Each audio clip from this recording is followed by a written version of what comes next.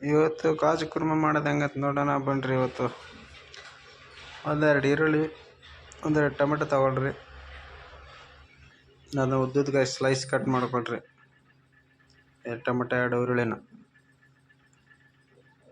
Cut ಮಾಡ್ಕೊಂಡಾದ್ಮೇಲೆ stove ಮೇಲೆ ಒಂದು ಕಡೆ ಇಟ್ಟು ಅದಕ್ಕೆ ಸ್ವಲ್ಪ ಎಣ್ಣೆ ಹಾಕಿ ಗೋಡಂಬಿ ಹುರ್ಕೊಳ್ರಿ.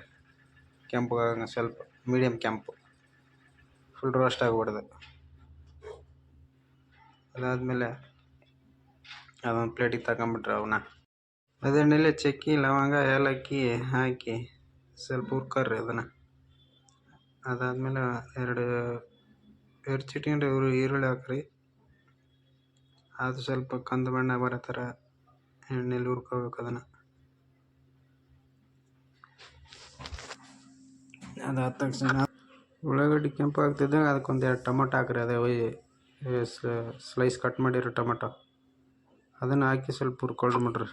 ಟೊಮೆಟೊ ಹುರಿದಾದ್ಮೇಲೆ ಮಿಕ್ಸಿ ಜಾರಿಗೆ ತಗೊಂಬಿಡ್ರಿ ಉಳ್ಳಾಗಡ್ಡಿ ಟೊಮೆಟೊ. ಅದಾಕಿ ಅದಕ್ಕೊಂದು 4 ಎಸಳು ಗೋಡಂಬಿ ಹಾಕ್ರಿ.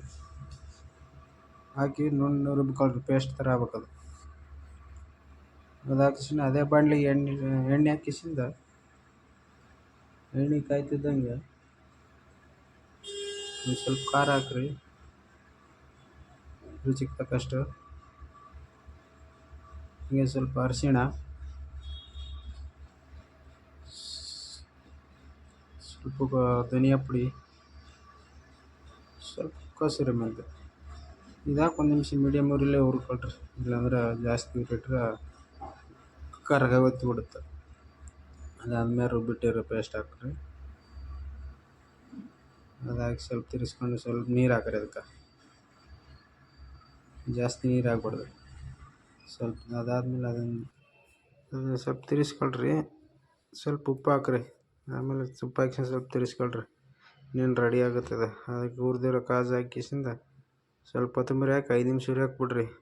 ಖಡಕ್ ರೊಟ್ಟಿ ಚಪಾತಿ ಜೊತೆ ಸೂಪರಾಗಿರುತ್ತೆ.